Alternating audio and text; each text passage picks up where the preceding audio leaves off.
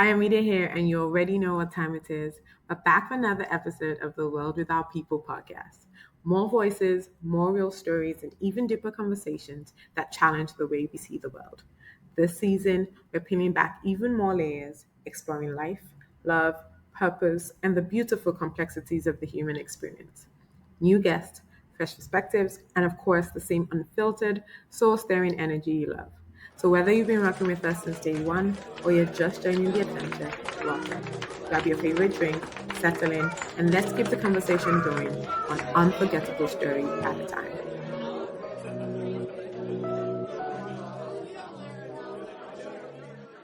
Hello, everyone, and welcome to another episode of The World Without People. My name is Ayomide, and I'm excited to be here. I'm always excited to be here. But I have my school father / in-law in the room, Mr. Mofe Duncan. Round of applause, please. And so we have to talk about that story first, as usual. First of all, welcome. Thank you. Nice setup. Yes. So how did we go from school father to in-law? You share the story. It's just, I keep saying that the world is spinning in slow-mo. Something happens a while ago and then, it manifests much later. Yeah. Who would have thought that, back then in home science, small bookie running around will now become my in-law. But that's the beauty of things, and that's, I love it. I feel like good energy attracts each other. Yeah. You know what I mean? Yeah. So, yeah. Here we are. And that's why you're the only family member that calls me Bookie. In fact.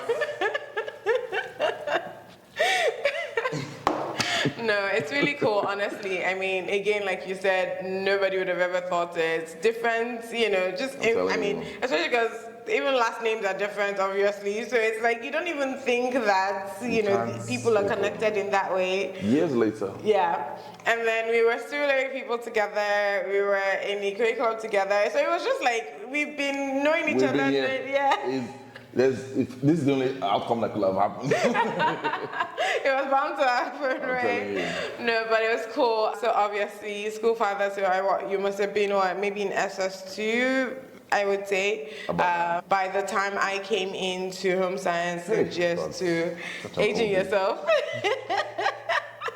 Aging yourself. But it's funny though, because that is almost, I know I've been out, I was like 18 till now is 20 years, and I know that was when I was out. So another, 8 years, another like 6 years. Yeah, 25 years ago. Wow. That is amazing, honestly. Crazy. And I think that the fact that, again, I feel like regardless of my husband, we would have had a relationship. I feel like I could have come to you. Absolutely, anytime. Exactly. Anytime. That door was always open. That's always, some of the advantages of school. People sometimes, you don't need to go to school and things like that. And I'm like, yeah, there's certain advantages you get, right? You do. As a matter of fact, I keep saying that your true friends are the friends you make in high school. I think so too, honestly. University is just your acquaintances. Because you do make it's possible for you to have good friendships from university, but I feel like your core, what forges your character and everything, and people that you know when we grew up with is from high school. But you were a day student, right? I was a day student. Okay. I did boarding school just one, briefly. Hated it. Okay. Hated it because, then home science, the boarding school was away from the compound. So I rented 2 duplexes or complexes or whatever right beside each other, and it was in a residential neighborhood. So we're always hearing there was robberies next door. Yeah. It was crazy. I was going to say, how like you said that, the bond you have in high school, and do you think it's different with day students versus boarding house? Would you send your kids to boarding house just for that? That's a very good question. I did have friends in boarding school, but my close knit were my day student guys. Yeah. And we had our Sulere boss. Exactly, yeah. So, I think boarding school is necessary. In certain respects. Obviously it gives the child independence. Right. You get to be with the people more, but I like my day student. I like them coming from home, I don't mind. Fair enough. Man, that drive was long though. From Sulere to Ajegule. Well, no, it's not Ajegule. What was it? Sangotedo? I went to Sangotedo every morning. Yeah. It was 45 minutes going in the morning, and then 1 That's hour. without 30, traffic. Without traffic. That's without. And then 1 hour 30, 1 hour 40 coming back. Again, without traffic. Like I feel like I remember times where we were just stuck. I don't know how we were not like peeing on ourselves. It was crazy. It was a time because that bus was in itself another experience. Right, exactly. So, It's like even when you're done with your school, when you get on that bus, then your day starts again. right. Until you get home because chaos. And then again, obviously the fact that we had like different sets within the bus and everything, it was really good times. It was really good times. So then you go on to study what? I'm asking this because of course everybody knows that Mofe Duncan is an actor. I know, right? So I'm curious how that kind of started for you. So, as you know, since you're part of my family, you know, I mean, I come from a very professional family. Everybody is, you know, doctor, architect, this one, that one. So, obviously, when I was venturing into acting, it was like, what are you doing, guy? You know, what are you doing? But I wouldn't say I went into acting. I think acting called me more like, I was in uni then. I was in my second year engineering at the time. Really? Yeah, but I didn't finish engineering. I ran. Yeah. I ran because I'm a bit of an audio-visual person, which is why acting is easy for me, you know. But in uni then, they were saying, when you connect the negative and the positive, it will spark. Bro, show me the spark. Where's the negative? Where's the positive? Where's the wire? You know, I have a problem with it, you know. Right. The big gears and the negative gears will mesh. Right. Show me the gears. Like, how can I be in 30 year engineering and I've not built one socket? Electrical engineering, so anyway. So I had to do a step back, and then I ended up doing biological science education. Okay. Yeah, so acting was different because I didn't plan to be an actor. I knew that I had the knack for it. I never even thought acting because I don't want to tell G-Pad I want to be an actor. Yeah. Oh, my mom or Dr. Ora was saying that. Not this doctor. Yeah. You know, so in fact, I saw a friend talking to a guy, and I'd gone there to just carry her. And they're like, what are you doing? What filming? Get out of there! You know. Oh, wow. And that's how I ended up being an actor. Oh, wow. Really? Literally. Because I stayed back, and then the director's like, you wanted this spoil our shot? I said, sorry, I didn't know. Yeah. Like, if I'm boy, can you act? I said, my whole life is a movie. Said my whole life is a movie. My whole life is a movie. And, you know, it's been a good journey, to be honest. I feel like every job I've done, you know, told someone about my ability. You know what I mean? So I kept I kept getting recommendations, I kept getting call-ups, and 19 years down the line, we're here. Wow. Okay, so you said your whole life is a movie. What is the closest movie that has already been, I guess, done? Yes, that you would relate your life to? Ooh, that's a tough question. I've played so many roles, so many scenarios, but that's a tough question. I guess roles that have to do with love and forgiveness and all that, because I mean, you know that I'm divorced and stuff, so I've had roles where I've had to navigate that, you know, dynamics of having someone, losing the person, forgiving and coming back, you know. So I think that will come at an earlier age of my life, you know. Right. But so many roles, I can't even play. Like, you know, they run movies 3-4 days in Nollywood now, so I've done like a lot. Yeah, I have questions about that. How does that work? And I say that because, I mean, obviously, we're really still a young budding industry. I get that, right? So I'm not, you know, it's not necessarily a problem, I think, to churn it out that way. But I think that, again, when you are now trying to think through your CV, do you feel like every one of those roles has that the word grown you, if that makes sense? Like it's, you know, absolutely. Okay. Absolutely. I think that, well, let me not speak for everybody, but I learned from my roles. I know the job I've done. I'm like, I beg, let's just be shit and go. I'm not the one that I've been mentally vested in, where I've been encouraged, where I've been excited. And the industry is massive, but I still feel like there's a lot of work that has to be done in terms of like scripting and storytelling. Definitely. And this is me calling out people. All our movies, most of our movies, I think 80% of our movies right now are love related. And Owambe related. It's just like, Why? there are other stories. It's a case of the industry is distrusting. You know what I mean? Somebody has done a love movie, it made sense. Let's go and do a love movie, it makes sense. You know what I mean? Nobody wants to take that leap and say, I'm going to do a psychological movie, or I'm going to do a thriller, I'm going to do, a movie with kids or something that is different. It's just, the audience like this movie, they watch it, 10 million views, let's do this movie. It's like nobody wants to branch out. And why should they? Because somebody has used their personal funds to fund the movie. Right. You got to get it back. Right. You want to do a film that will make you get your money back. Right. Otherwise, what are you doing? So it also spans from producers insisting on making Nollywood a business, which is not a bad idea. But I feel like the industry can offer so much more in terms of storytelling. Because why is Hollywood coming to tell a story of Woman King? Right. Do you get what I'm saying? Why outsiders telling our story? Exactly. It makes no sense. Exactly. So we need to look inward, and we need to also realize that, who are you making the movies for? If you keep doing love movies, more women are going to watch those films than the guys. Fair enough. We can do a football story. We can do a rugby story. We can do a movie about a doctor that is, healing people in a violent environment. It doesn't have to always be man and woman. Right. So those kind of stories I get tired of. Yeah. And ever since 2 years now, 2023, I realized that no, I need to change my lane, change my gear. Yeah. And I'm now forging the narrative to be more behind the camera. Right. I'm writing more stories that are not love stories. Right. Even if that love stories is not overflowed. Yeah.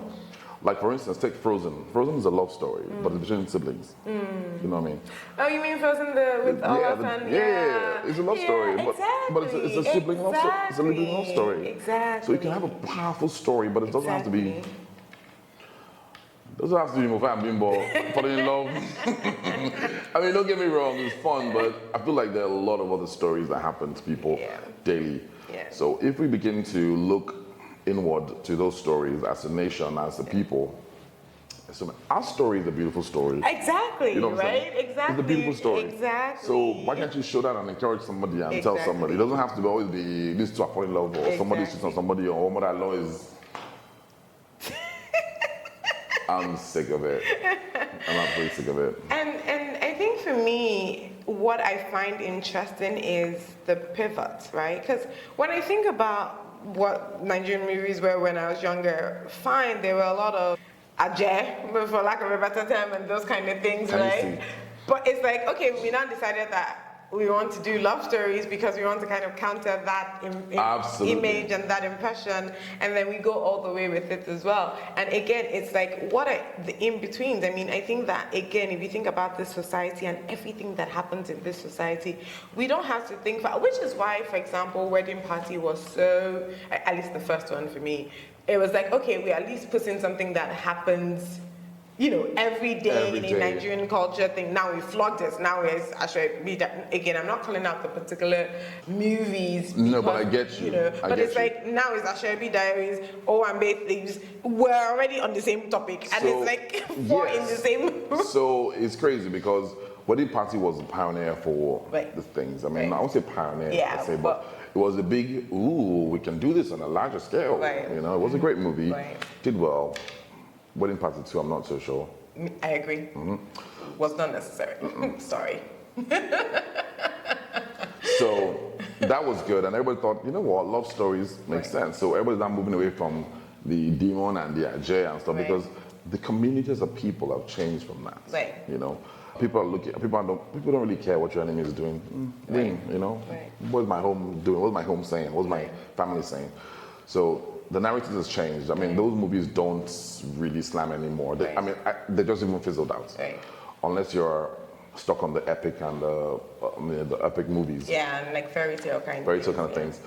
But we've shown that if you put good storyline and good acting and good production, the movie will slam. Right.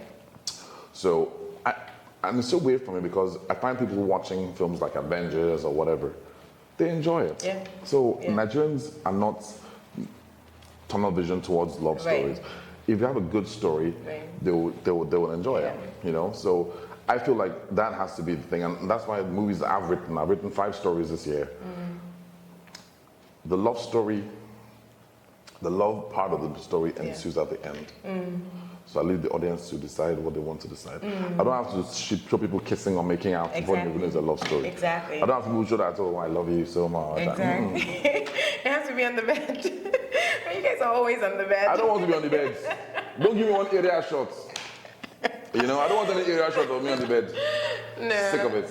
It's a very interesting thing because, like you said, I think that Nigeria has a lot of good authors, right? And we don't even have to, I mean, it's great to write stories because we need fresher insight. But we have books that we just need to translate. Why is that a problem? That is a brilliant suggestion.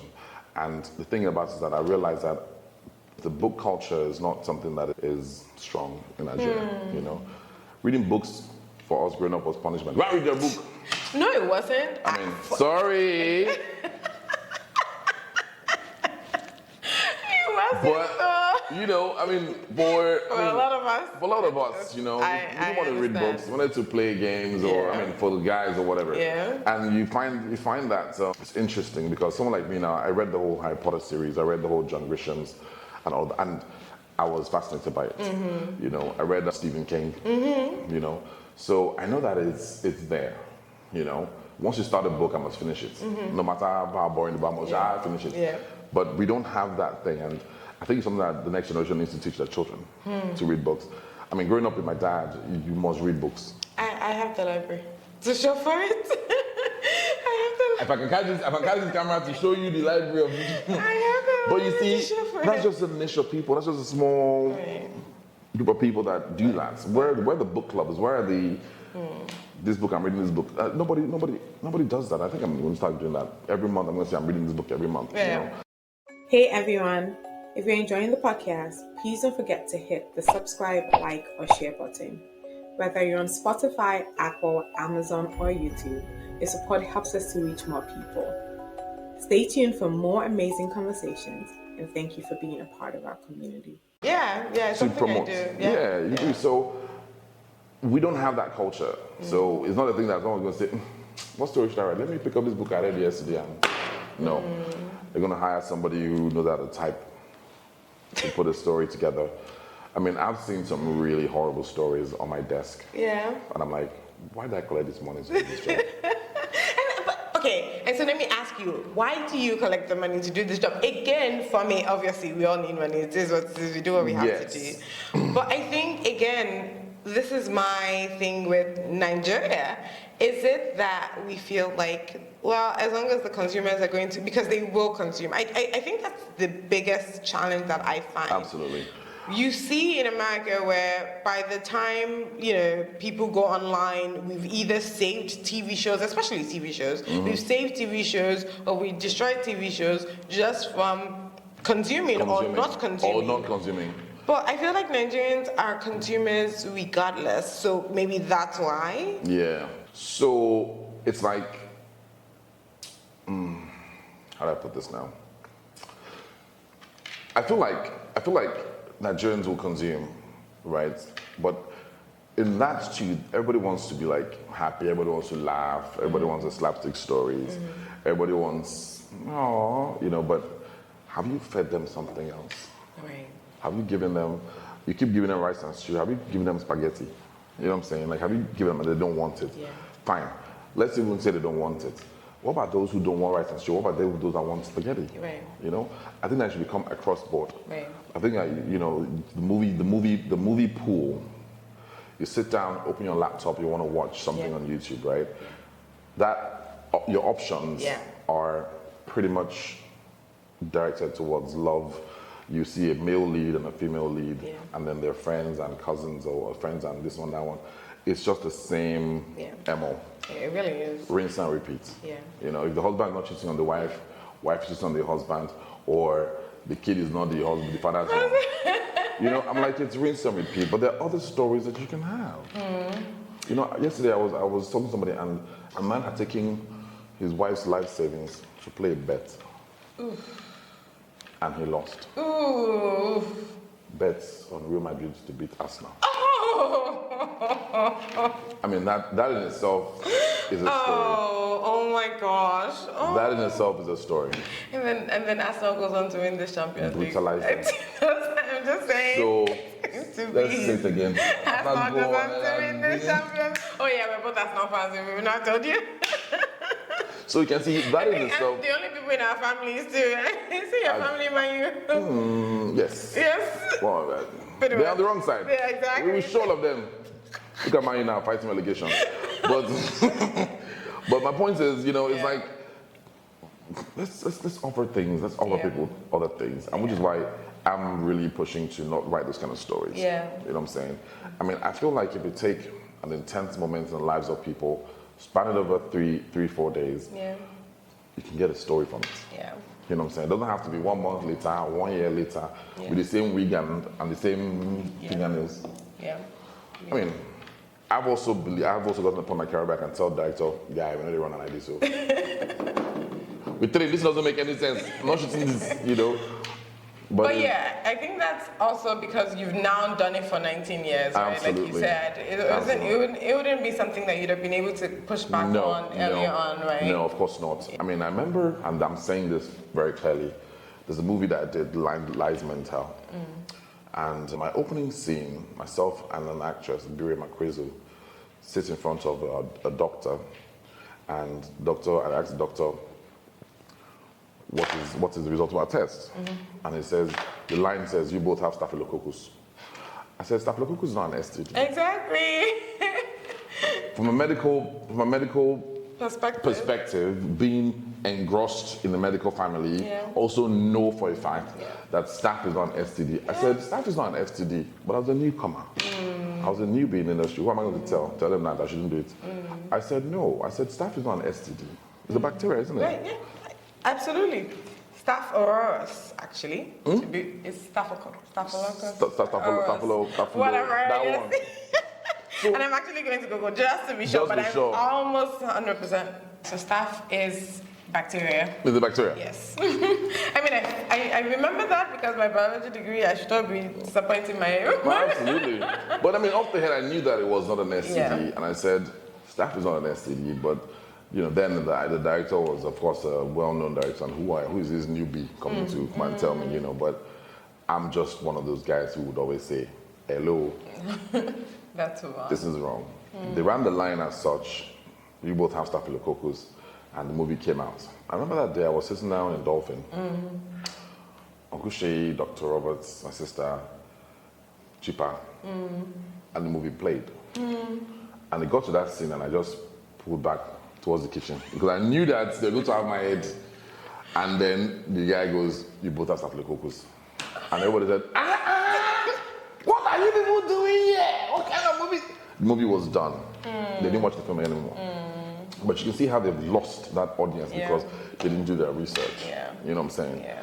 So the problem also is producers or people who invest, they give you 10 million and they want it back in 2 days or 3 days or 4 days or next week or 1 month because just shoot, let's get my money back. No, bro. I've had this issue with an investor recently and I was supposed to write a script for her and I started writing the script in the middle of March and I finally finalized the script last week. And she goes, you're too slow now. Somebody gave me a script on Wednesday and I'm already ready to it on Wednesday this week. I said, this is not a 1 week script. What I write is not a 1 week script. We're not doing that. It's research has to go into it. I have to research the cause of the problem. I have to put the medical thing. Even if it's biblical, you have to check the Bible and check. You know what I'm saying? It can't just be kitchen, living room, bedroom, break up, slap, fights. Mother-in-law comes in, beg, more begging. Best friend comes and begs. Husband moves out of the house. Montage of walking on the road, voice over, Oh my God. Then cow jam the husband. Wife will not come and give the child, the husband the left kidney and then... Wow, left kidney. But do you think that's the problem with the industry? I think I had Baba on the show. Baba is now the special advisor to cultural tourism, whatever arts thingy, and I know he'd also done some producing as well.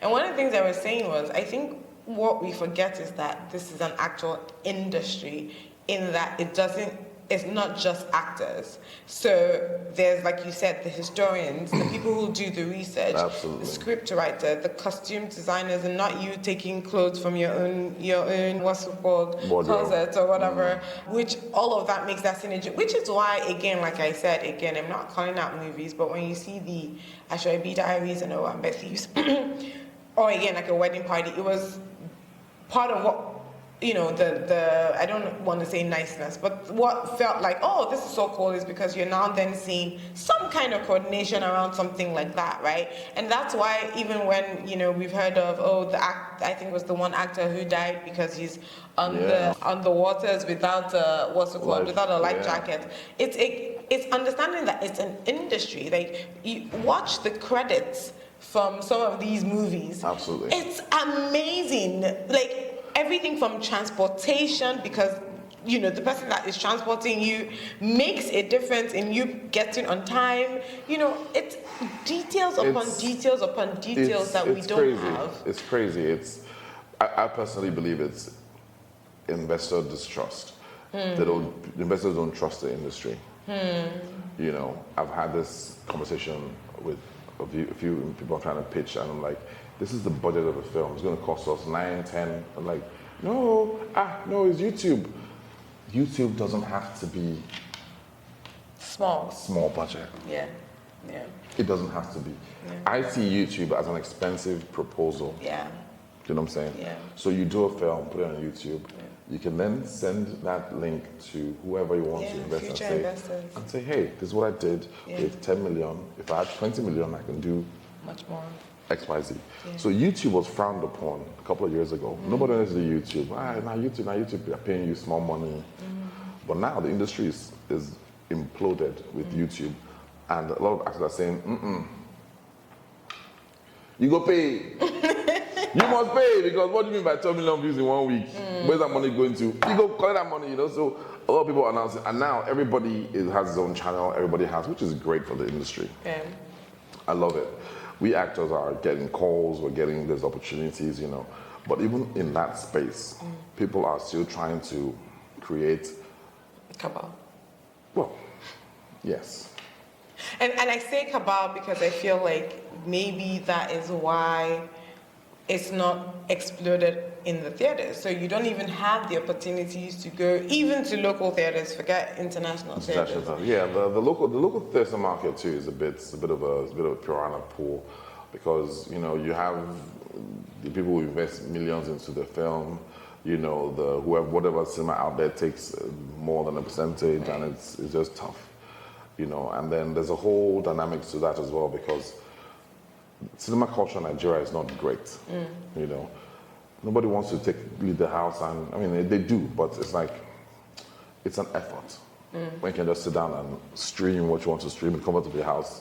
You can pause your wine and go to the kitchen, So the cinema culture in this country is not great. And I've been saying this for a long time, because unlike the US or England or any other country, it's like there's a culture. It's like you're going down the road, there's a cinema down the road, it's not a big deal. Yeah. But here is a date. You carry babe, go to cinema, you must first of all expend like 20K, because first of all you must chop popcorn and you must first of all spend that, you go buy that popcorn, you go pay the expense. So it's a whole ordeal. It's not just your ticket that is spending at 1.5 or 2K or 3K or 4K. It's a whole setup that you have to expend. So cinema culture is not great, and I feel like we need more cinemas so there can be more competition, less monopoly. That's when cinema will make sense. Okay. Whereby you don't have to leave your house and drive all the way. Yeah, so where's the closest one here? Yeah. You know what I mean? Yeah. So it's already stressful to do that. So I feel like that in itself is also, now hindering the cinema growth, aside the fact that cinemas also monopolize. Some producer has spent X amount of money, millions, to put a film, and then cinema will now take a huge chunk of, Okay, so now it makes sense, right? Because then I can see why then we would go to YouTube. Now let me ask, why aren't we more on TV? So the TV shows we see or hear of in Nigeria is mostly reality TV. But I'm talking Sure. series, like, you know. So series are cost effective, but it should have outlets like MultiChoice doing a lot of good work with series. In fact, they love series more than films. So they are the ones who really push. You see the African Magic Showcase, you see the Showmax. Right. Yeah, the Showmaxes. Right. You know, so they have good shows. And I know that they produce good series and shows. It's just cost effective. Second reason is because actors are difficult to commit to in terms of like, nobody wants to give you 8 months of their life to be on your series. Why not? I have no problem with it. I've done that. No, because I mean, it's funny. The other day was I remember seeing the clip again. I think it was the Emmys and Tina Fey and the other girl, and they talk about welcome to the show where movie stars have now become TV stars. We are seeing some of your big TV giants. Movie giants going back into do series in America now. Absolutely love why series. would you want to commit 8 months? In fact, when I was pushing my career, my name was being dropped a lot because they said, "Oh, Mofe is a series actor." It was a thing. Really? Absolutely. Why I don't get it. I don't get it. It makes no sense because if you look at the foreign country, a lot of the movie stars now birthed from a series. Exactly. George Clooney. Every Entire single cast one of of them. Friends. You know, like Right? Game of Thrones. Those guys and those guys in season 1, like they become major stars. So series is important because unlike a movie where you have to go to the cinema and watch, with a series, I'm in your living room every Thursday at 9 for 2 weeks or 3 weeks. And they make massive money consistent. I mean, that's why Grey's Anatomy is still 20-something years. With the same characters. This is not like one of those ones where they are not moving a lot of people. No. Like EastEnders, no. Or Coronation Street. Bro. Right? But 20-something years. And the beauty about series is you can navigate it in different directions. Right. You know, you don't have to go one way. Right. You can spin it, Exactly. turn it in and out. You can slow it down, speed it up in terms of like the story dynamics. Exactly. You know, you can have somebody go And come back. Exactly. And that's wow effect. You know? I mean, it's crazy. I mean, we all grew up with series. I mean, Bold and the Beautiful, I know. all those kind of series. So, but it's cost effective. As a producer, as an investor, you rather just spend your 10 million on those knock one straight movie that you say, okay, how much is 100 and what million? 200 million for what? Okay. But it's something that I definitely would never shy away from. I love series. Yeah, I really hope that the industry gets to that point. I think that, again, I don't see the difference between that and, you know, them churning different movies out. And I think maybe part of what happens is, I think, less collaboration. I think if, like you said, the investors pool their money together, right, and quote unquote, even get us to this point where maybe your team comes together and you're an MGM or, you know, whatever the names of these other big, what's it called? That's how you work together to make it a bigger industry, to make it something where you can produce consistently. Absolutely. Why don't we think that way? I think, like you said, it's distrust. It's distrust. It's just distrust. And also, you know, one thing I learned from my time in the US, because when I got to the US, started going to the US, I told my manager, I said, she was trying to book me for jobs. I said, no. The first strategy is to observe. Let's observe. You know, there are people who have migrated from Nigeria to the US. What are they doing? What are they doing wrong? So the problem with humanity is that I don't have to go through what you're going through to experience it. I can learn. I know that's right. I can learn from, say, Bookie, you added 2 Maggi inside your soup. Yeah. You know, so I had to observe. Then I said, okay, America is such a huge place. You know, there are thousands of people trying to break into Hollywood. You know, so I'm not going to just come with my 19 years in Nollywood and say, guys, you know, first of all. So second strategy was visibility. How can I get into the rooms where conversations are being had? Right. And one thing I learned very quickly was they collaborate.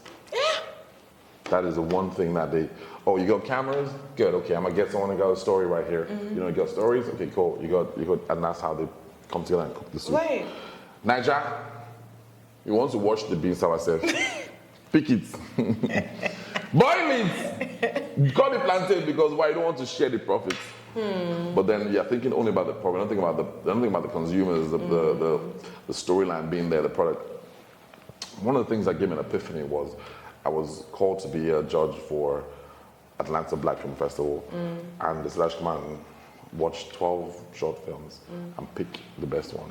And they're reading on my bio, and the lady was saying, "Oh, Nollywood industry, 19 years, and he has almost 300 movies under his name," which is true. I've done a lot of films. So some two guys came up to me and were like, "Bro, you've got 300 movies now?" Like, bro, and I'm like, "Yeah." Like, how? I'm like, we do film movies 3-4 days in a month, like 3-4 days in a week, we're done. Yeah. Project is done. Average 4 movies a month, 4 weeks in a month, Abby. You do 4 movies, 4 days. You can do 5 movies. 5 movies. In a month. Give them for 4 days, give this one 3 days, give that 1 day, you're done. Wow. Yeah, the movie's gone on. So, but it caught me. His reaction was very strong to me. And I thought, that's a lot of movies. Yeah.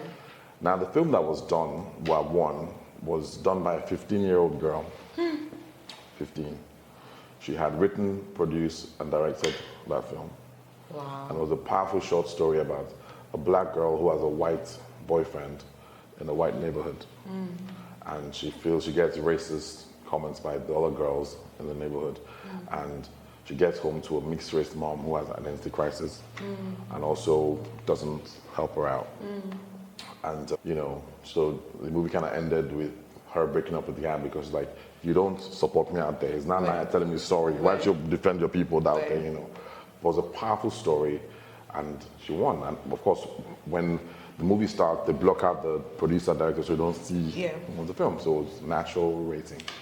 And I asked her, I said, how did you do it? And she's like, she gets crowdfunding, she gets support from her family and friends, and, I said, what about the equipment? She goes, she raised money and bought a camera. It was a beautiful story, but I'm like, Nigeria here, go and read your book. Leave that computer. Go and, that is also another reason. The culture, which of course, please read your books, please get your degree. But the culture itself, the society itself doesn't support those things. At 15, what was I doing at 15? Playing video games? Playing video games. What was I doing at 15? I was just faffing. But she has, and that was her 3rd film. Wow. Got her first camera at 9. Started filming her first film at 11. Wow. And at 15, she's done 3 films. Wow. So I thought, you know what? Collaborations is the way. But there's a lot of distrust within the investors and things. They do collaborations. You see that, okay, the Netflixes and stuff will collaborate and do stuff, but it should be more. Even grassroots. You have cameras, you have equipment. Okay, I'll get the stories. Okay, cool. Get someone to bring to get the actors. Let's get the locations. Let's collaborate and cook this soup so that we can serve it. No, absolutely. I agree. I think we definitely need to do more of that in the industry. Okay, I have a bunch of questions for you because I don't want to lose track. Okay. Tell me about a film project that changed you personally.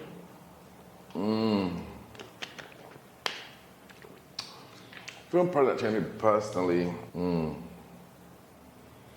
I had one called Line in State. And I think it was one of my, it's such a, the storyline was just a bit different. A woman had an accident and presumed dead. So because she was so beautiful, the husband decided to bury her the next day because he didn't want her body to rot or whatever. So from the accident hall, from the morgue, or from the hospital, whatever, she brought her back home. Did a little ceremony, a little Line in State ceremony. And his best friend came, and when he touched the girl, he realized that she was still alive. So he now goes down to bury her and bring her up and nurse her back to life. It's a bit far-fetched story, but it was a good story. So he goes and he brings her back to life, and I carry on as a husband. My wife is dead, mourn her, blah, blah, blah. So my best friend now brings her back to life, not just her, nourishes her back to life or whatever. And his sister's like saying, how can you go and take your best friend's wife?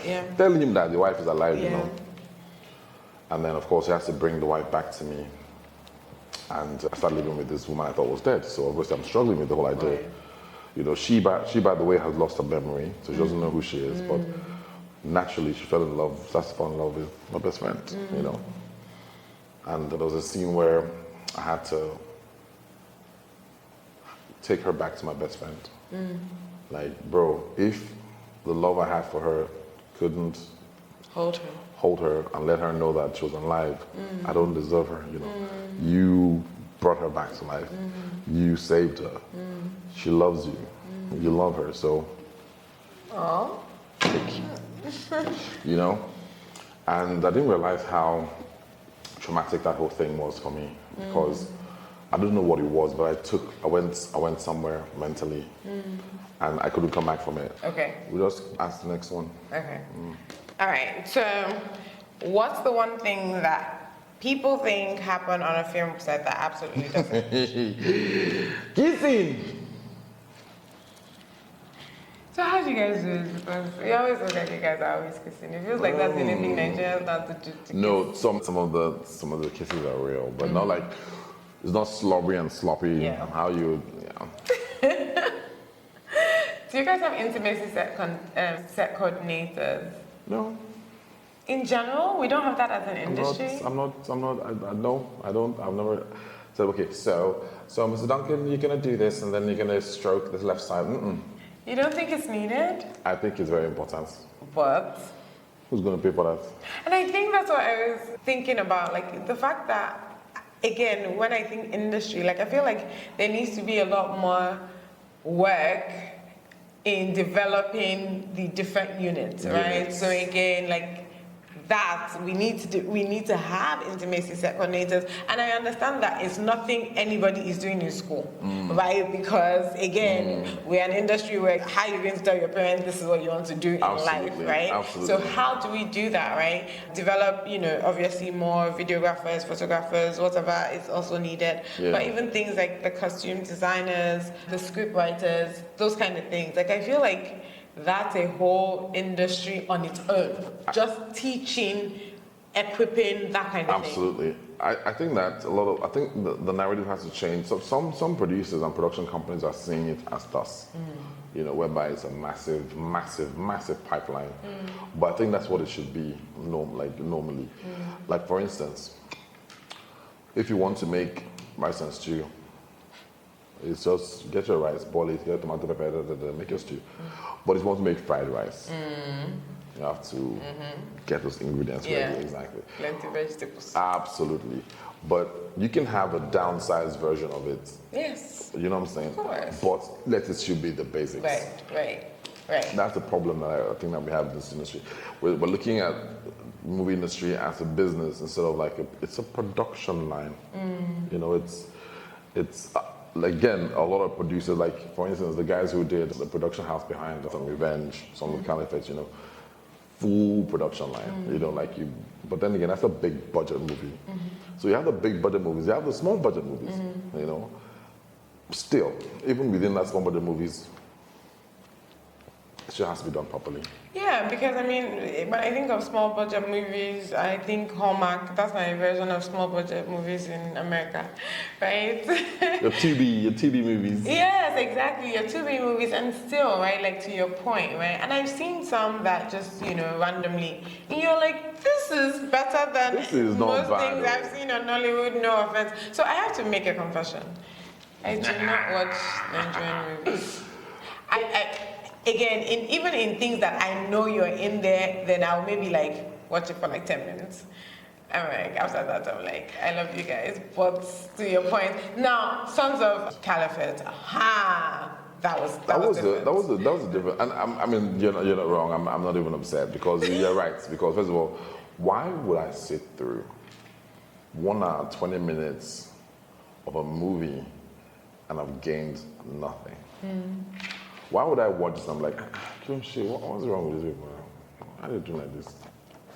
And to your point, because, like you said, a lot of Nigerian movies are good and bad, I always think about the fact that one of the things I like about the American movie industry is this idea of good and bad. And I don't know if people have noticed it. Avengers, take Avengers for example, it's a good and bad story and the good wins. Absolutely. So Avengers in itself, in its entirety, is not story driven. It's not. It really isn't. It's not. Exactly. The plot is the plot. There's no, apart from friendship and all these things you can get, fine. But it's designed for what it is. Right. Superheroes jumping, flying around, making noise, causing explosions. But the good winning, right? But she makes a lot of money in the industry. Yeah. So it's like saying, it's like, those kind of movies are what so me, as a foodie, I like food references. My brain goes to the so I can see that. Avengers, in the whole spectrum of the film industry, is like small chops to a wedding. You know what I'm saying? You're not there for the small chops. Yeah. But I want the small chops. But you must have the small chops. You don't miss the small chops. Please, this way. Bring that tray over here. So it's like that's not why you're there. Right. And it's not designed to. It's not designed to. It's not designed it's not designed for that. Yeah. It's designed for what it says, small chops. Yeah. It's not the Ebola. It's not the Ebola. Yes. It's not that. You're telling that small chop there. Yeah. Give me. But it works, right? And I think that's the thing. Like, again, like you said, right? I think when I was getting ready for wedding, I'm like, why small chops? Like, for me, small chops was just like, let's just use it to hold belly until the what's it called comes. And then they're talking about after party small chops. What do you mean after party small chops? If we already have small chops in it must be there.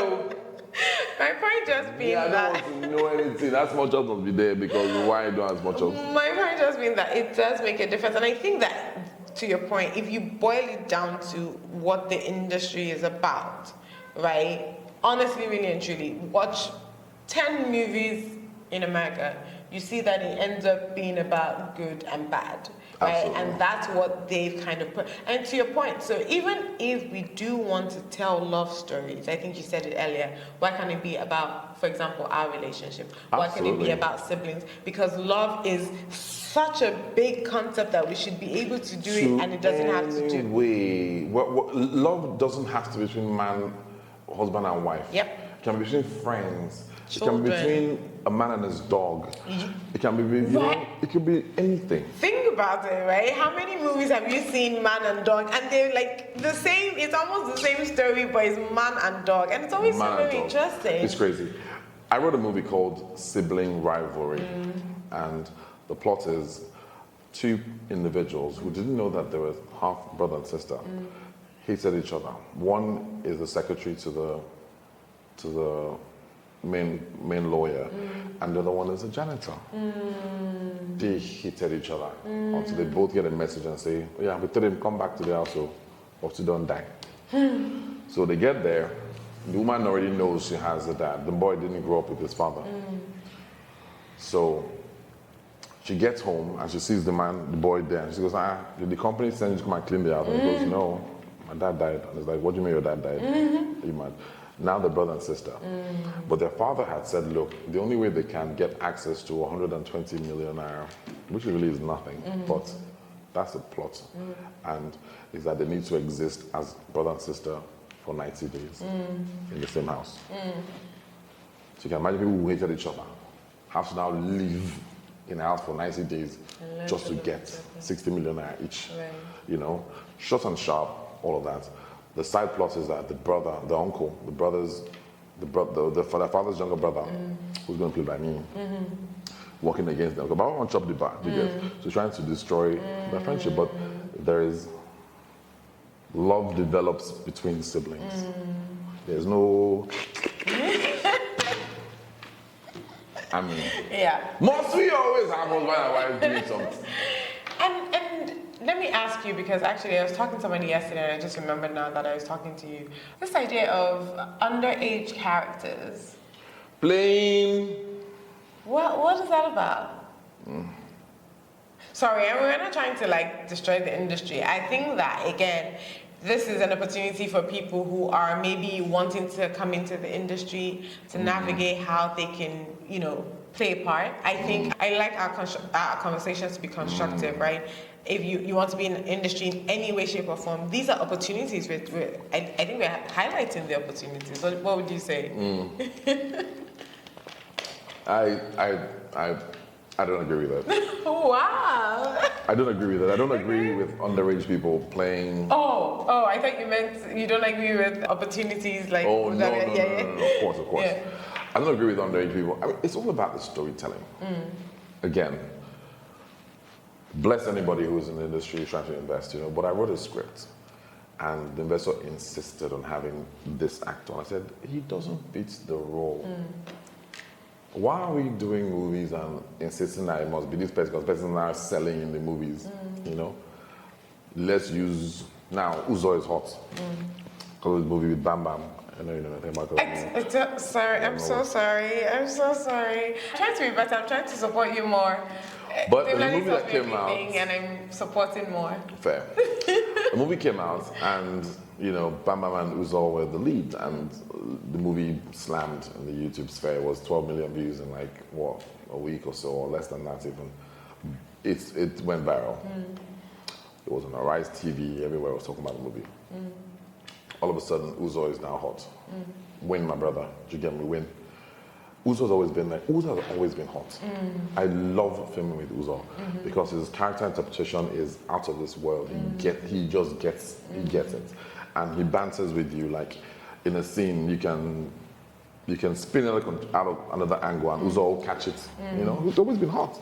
But all of a sudden now he's the hottest guy.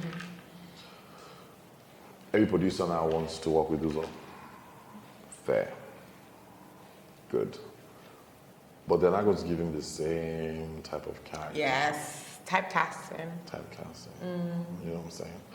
Even that role that he did, he has played that several times. Before now. You get? Yeah. It's just this one that just hits. Yeah. Yeah. So that's the problem. They don't care about the roles in terms of like, oh my God, this person doesn't fit this role. Right. I cannot play a young boy coming out of university. I can't play that anymore. You get what I'm saying? So even me, age-wise, I'm now seeing that, okay, I'm in that dark point in my career where I can't, well, I would say dark, but it's like dark point in the sense of like, it's like a blind spot where I can't play the newlyweds and I'm not old enough to play the R&B fathers of somebody. You know what I'm saying? So is that blind spot in your career where you know that, okay, writers are not writing these roles. Right. Not because they don't want to, but because my character must have a child at this point. Yes. You know what I'm saying? Yes. As I play. But a young child too, so that's still okay, right? Like, absolutely. Exactly. Right? Absolutely. But then again, children are not easy to work with in Nigeria because they're not conditioned from. We have a few of them who have been conditioned from young to be acting, but. They're not getting older. Again, those workshops, that whole industry, and I think to your point, it even starts from school, right? Like, I don't remember home science having a drama, right? There was no drama club, there was nothing like that, right? And I think that's one of the things that, again, we are missing, because it's in those kind of things. I mean, I see, again, in the States, they make such a big deal of production such a big deal. It can even be as simple as ballet or just a production of them dancing, right? Much less what's it called, such a big deal. And unfortunately for Nigeria, I feel like we leave that to the church. So for example, even in America, in my church now, we have like a big Easter play production, we have big Christmas play production, and that's where children get to develop, and we don't do that anymore over here. It's a big deal. Like, you see a lot of films whereby the child has a play and the husband didn't show up or the father didn't show up. It's a big deal. Like, the child is going to have a fit. I came out on stage, I didn't see my dad or my mom there. It's a big deal. So which means that the shows itself are big deals. We don't have that. We don't have enough of it, even if there is, I don't know. Like you said, ask me. Home science didn't have drama. I hope they have it now. Oh, dude, Mr. Them not calling anybody's name. Them not calling anybody's name yet. Are they still there? That's the question. Dr. Robert, stop it. Stop it. Don't call anybody's name yet. Okay, and I hope, again, like I said, I'm hoping that people are hearing what we're trying to say. Like we're just saying there's a lot of opportunities in this industry. There's a lot of opportunities, right? And a lot of stories. Yes. A lot of stories. I mean, I've experienced and heard stories from people. I'm like, that would make such a good story. Yeah. Like the other day, even with your husband, we had a lot of experiences that like, this will make a brilliant story. Right. You know what I'm saying? Right. Like, it doesn't have to be a good, I keep saying, a good story can be intense moments in the lives of people over a 3-4 day period. Yeah. It doesn't have to span between years and the person now give birth. You know, it doesn't have to be. Yeah. It doesn't have to be like that. Yeah. You know, it's like people experience things and that is a story. Yeah. I remember I was telling someone a story about how, you know, I had gone to England and I'd gone to Paris and this was like the first wedding I had after I got separated. And I had no idea that it was going to hit me that bad. So I wore my ring because I don't want people asking me questions. Yeah. You get me? But that was such a lie. You know what I mean? That was such a lie. And it bothered me that I was doing that. It bothered me so much that I cared what people would say, you know? And then I was the host, I was the MC of the wedding. It was a beautiful wedding in the south of France. It was a castle, it was beautiful. But I was disconnected because I was looking at the couple and saying things like love is a beautiful thing. And I don't believe that shit. I don't believe it because I just left my marriage. You know what I'm saying? So it traumatized me, and I knew that I felt so bad that these are my friends who I've known since they went to King's College and Queen's College, been dating since just one. Yeah. Dated through university, and now they're married. So their wedding alone was a reunion of friends. Yeah. You know that kind of thing. Yeah. This is Casey boy, Casey girl now. Yeah. And I was a host and I was the MC, and I was just like lying to myself. You know, you guys are going to spend, pray for the, I was like, I don't believe any of this stuff. And it bothered me so badly. Yeah. And the next day, we had a party for the groom. Everybody was just like partying, and I was just sitting there watching. I'm just like, oh God, I feel so bad. You know, I knew that I didn't carry the full weight of my words. Yeah. You know, it was it bothered me so much. And the next day was 28th of May, my birthday. Everybody had gone back to London. I stayed back in Paris. And I went I was in front of the garden in front of Eiffel Tower. And I sat there just trying not to be depressed. You know, I was just trying to, flowers, you know, birds, you know. I was trying so hard to, you know, but then I'll feel a thump in my chest. Then I'll snap out of it, feel a thump, you know that kind of thing. Yeah. And then just about a few yards away, a man comes and he has a pregnant wife and a 2-year-old girl. And he just comes and spreads the sheets, you know. His wife says, and they looked Arabic. And he puts a harness on his little girl, you know, gave the wife the rope so the girl can play and come back here, you know, that kind of thing. Nobody's seen my baby. And he just kept going, coming back. You bring juice, water, sandwiches, you know. Then he would, hey, got over. Continue. And then you bring juice, you bring this, and then he would sunscreen, you know. And I thought, this is such a beautiful thing. And I'm like, this is so easy. Like, what's happening up there? What are you doing up there? Why can't you give me this kind of thing, you know? You know? And then I went, you know, somebody invited me to come to Switzerland. And I went to Switzerland, and it was the 29th, the next day, you know. So I then went to Switzerland, you know, because my friend had invited me to Switzerland. I'm like, oh, why not? I got on a train to Switzerland, and I had one of the most intense weekends of my life in Switzerland. Those 3 days. I went on a Thursday, left on a Monday morning, and I had overcompensated. So I was trying to be happy, you know. Yeah. I had gone out, partying, you know, and I even met the girl I dated for a year and a half. So I met Jenny, you know. But the point of that story is that was so intense for me. Like that period, the emotional. Just like a week. Just like a week of Right. just intense emotion, just Right. back to back. Right. Getting angry with God and life and the Right. universe. I became angry, and then I met Jenny in the most weird way, you know, and I know that Jenny's input in my life was just God saying, "Shut up," you know, and I understood it, and I said, "Okay, I get it," you know. Yeah. But that intense moments in a 4 or 5 day period can make a beautiful story. And it sounds like it would have been an amazing movie because you'd have shown the intensity of different emotions. Like, yes, as you're talking, I'm imagining 1 or 2 different things that I've seen, right? That has, like it was movies, crazy. It was crazy. And for me, I know that, fine, I don't have to MC a wedding. I can do something else. Right. To portray the burst of emotions. Yeah, absolutely. I don't have to travel far. I can do something else to portray the progression into another. You know, so that's like intense moments of someone's life. Yeah. And it's just like powerful. Yeah. We don't have to span it over a period. And I don't know what, I mean, who am I? Who am I? All right, I have just 2 more questions. All right. How do you handle creative disagreements on set? Are you the calm guy or the passionate guy? I'm not calm. I will not shoot this. Sir. This doesn't make sense, sir, with all due respect, you know. I believe that I've gotten to the point in my career I can say, director, hear me out. What if we do it this way? Yeah. What if we do it that way? Yeah. You know, because sometimes I get some scripts and I'm just like, what is going on here? Yeah. Real quick, I got a script once, and from the first scene to like scene 7, arguments, fights.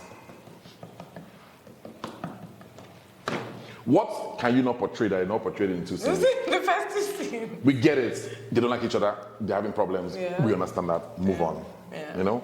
We don't have to do 7 scenes of, change the channel, don't change channel, don't change channel. That doesn't even really happen. Yeah. Because it doesn't happen like that anyway. Yeah. You know what I'm saying?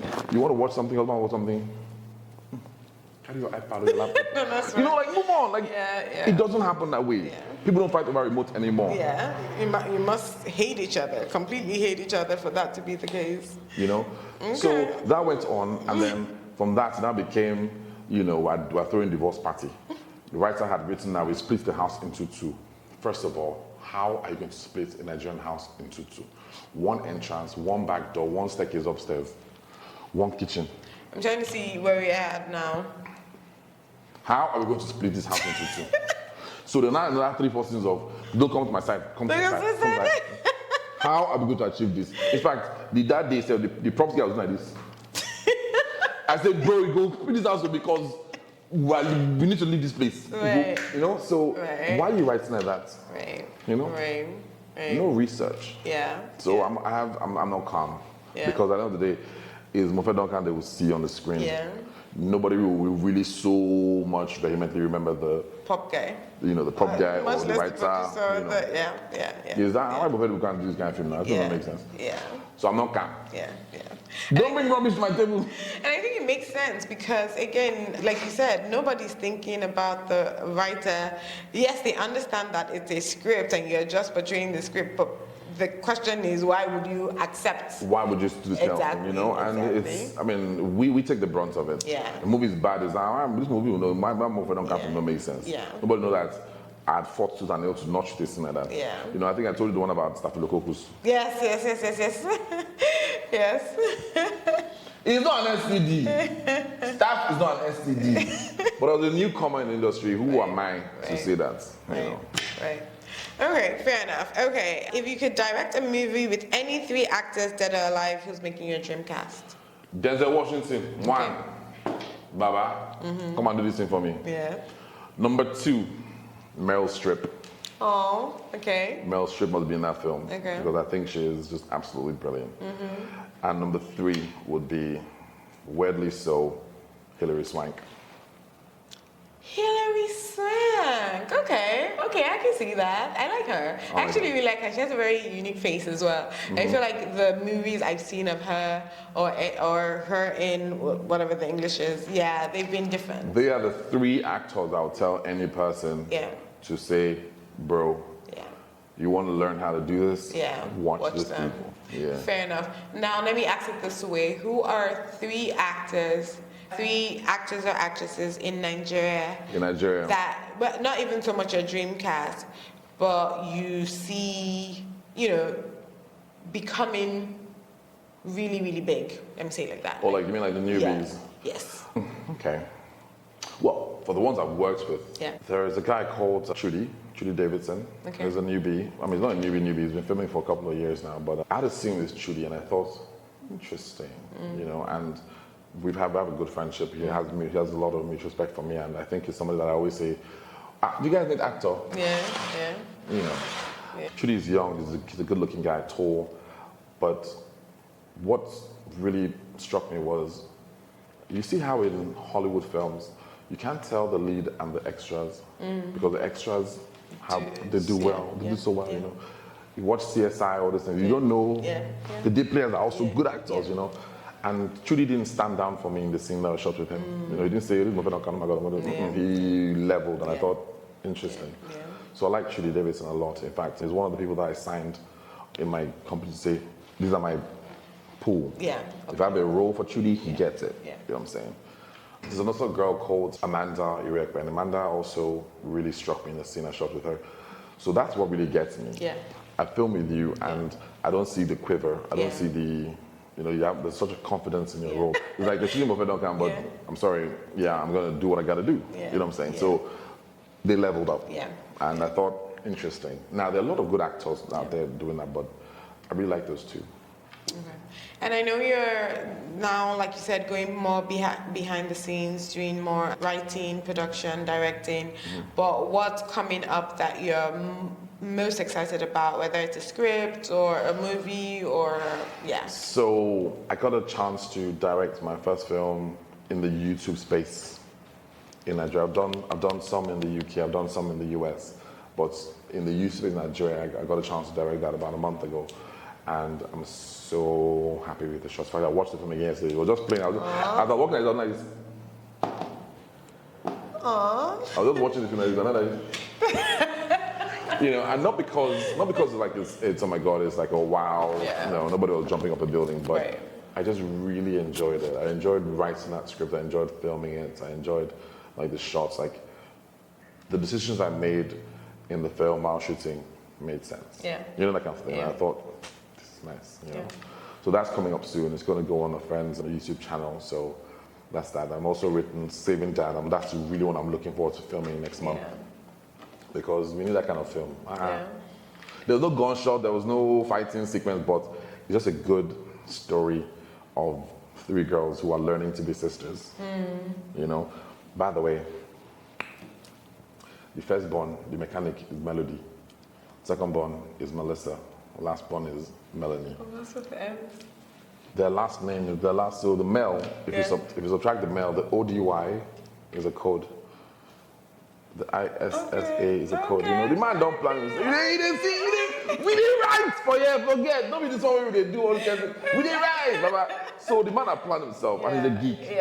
And he's a genius. So he says, "This is what I'm gonna do." So the names of his girls are codes. Just we take out the MEL. ODY is a code. ISSA is a code. ANEIE is a code.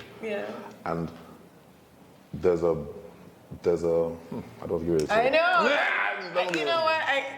Let's not give too much. But saving that, so are we already producing that one? Yes. So it's in the pipeline. Script has been written. Cast have been spoken to.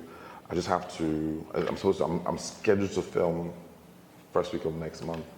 And it's really exciting about it because it's something different. It sounds very different. It is. It is very different. At least in the Nigerian space.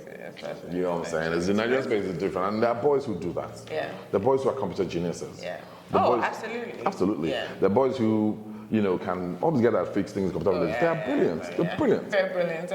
Most without even a formal education. Absolutely. Go to Yabatech, you see brilliant guys. Brilliant. So I thought, you know what, let's play with that. Let's play with that whole sphere and see how the audience bites on that. Okay. And you're doing a theater play soon, right? Is this your first? I don't know. No, this is the first that I'm actually directing. Yes. I see. Okay. There is a seasoned stage director. But when we get to the UK, I'm the one who's going to be directing that in the UK. Okay. And only because also, it's like I also need to know, so I mean, I know I can do it, but okay, sir. Yeah. How do you know? Yeah. So that's going to happen June 12th to 14th in the UK in London, and it's a beautiful story. It's a bunch of guys who came together who have converted their poems to stage plays. Okay. So just like how you were saying, convert the books to stage plays. Yeah. It's a brilliant idea. Okay.